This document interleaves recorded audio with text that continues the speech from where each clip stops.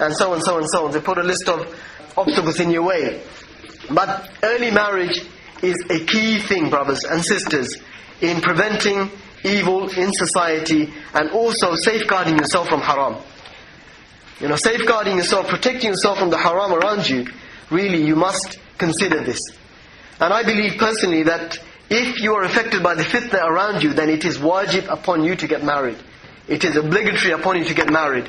If the society around you affects you and you're thinking about this and it plays on your mind, then you must take the means to get married. No other way around it. The hukum itself, the marriage itself, most of the scholars, they say it's sunnah of the Messenger sallallahu alaihi wasallam. It is something strongly recommended, encouraged. But however, if you are in a situation that by not being married you're going to fall into haram, then it becomes wajib upon you to do so. It becomes wajib upon you to do so. And you will not only be sinning by not doing so, but you will be, bringing harm to yourself and to your community as well by not doing so. We know, the famous hadith from the Messenger sallallahu alaihi wasallam. He said, the nikah is from my sunnah, and one who turns away from my sunnah is not from me. So the marriage is a sunnah of the Messenger sallallahu alaihi wasallam. He encouraged it, he showed us how to do it, and he made it easy for us to do it, and he encouraged the young people especially to do so. In the famous hadith, when he's talking to young people, what did he say to them? You remember? I'm sure you've heard it many times. He said addressing the young people, "Ishi shabab." I want to be a shabab, inshallah. Right? Youth. He said, those of you who are able to marry, then you should do so. If you're able to marry, meaning that you are physically able, and that also financially you're able to get married, you're able to bear the burdens of marriage, then you should do so. Don't hang around, don't wait until you get older. Get married. But if you can't, then what should you do? Fast. Yes, if you can't marry, then you should fast. Why fast? Because fasting weakens the desires, weakens shaitan's control over you. And now tell me, brothers and sisters, honestly, how many of you are taking that second option? I think very few people, right, actually follow that advice of the Prophet ﷺ of fasting. And hence, if you don't take the advice of the Messenger ﷺ, what's going to happen? We see the results around us. So therefore, either marriage or fast. Through fasting, inshallah, it controls your shahwa, controls your desires. And if you cannot do that, then there is nothing else but sin. Falling into sin, falling into haram. Because fasting weakens the desires, helps you lower your gaze. It's like a shield. As the Messenger said, it's like a shield. It protects you from the haram around you. And you notice this, especially in the month of Ramadan, when you fast, you physically feel weak, and you don't think about much except perhaps food. Right? So that's what fasting does. It decreases those desires, it decreases shaitan's whispers, and in that way, inshallah, it helps you to protect yourself. But I don't know of many people who actually take that advice. I don't know many brothers or sisters who actually do this. So the only other option really is marriage, early marriage. Now, is there an age limit? The answer is no. Islam treats you as an adult. When you reach maturity, man or woman, you reach maturity, that's when you are treated as an adult under Islam, under Sharia. And that's when the responsibilities start. The salah, the worship, the aspects, they start on you, as well as the civil responsibilities. So if you commit a crime, you are treated as an adult, and you will be judged as an adult as well. So from that moment, if you're able, if you have that urge, if you have the need, then you can get married. There's no age limit of 16 or 18 or 21. These are artificial limits or ages that people have placed on individuals. And we know that, especially for example in the UK, where you can't get married before 16, but we know that boys and girls are very active sexually even long before that age. In fact, the youth in the UK are the most permissive in any Western society, and hence the number of sexual diseases is so high in the society.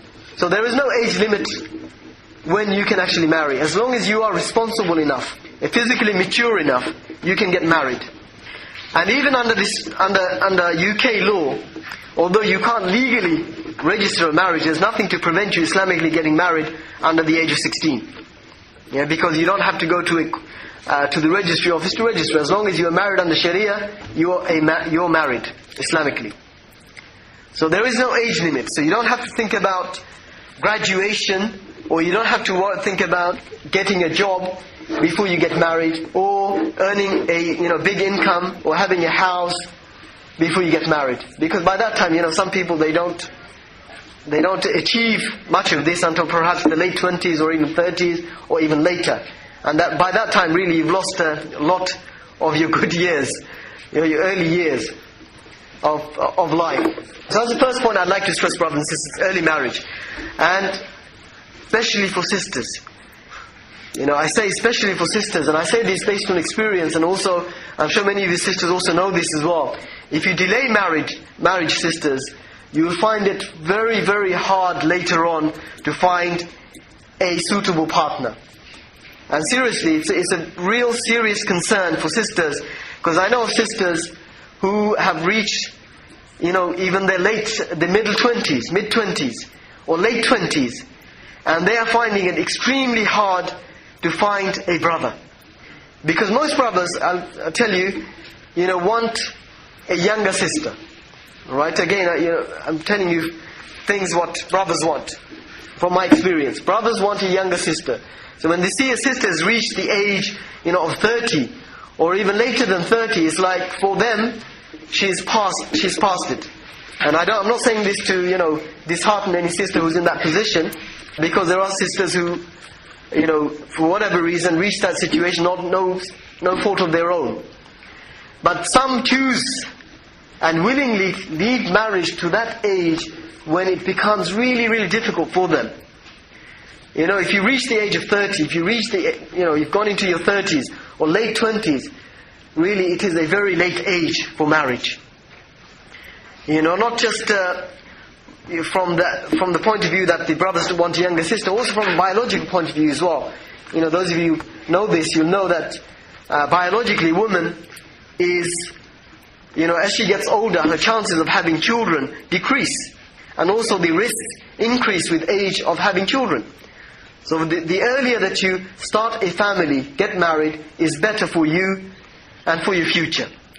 So for sisters, really, ideally, if you're in education, if you finish, then think about marriage straight away. Don't wait, leave it, wait around. Or better still, there's nothing to prevent you from getting married while you're studying. And this is what I would really encourage, brothers and sisters. If you're in a position to get married while you are studying, then do so. Don't wait, don't delay it. There's nothing to say you have to graduate and then get married after your graduation. If you're studying, there's nothing to prevent you from getting married. If you're able to support a wife, look after a wife, then do so. So sisters, brothers and sisters, don't delay marriage.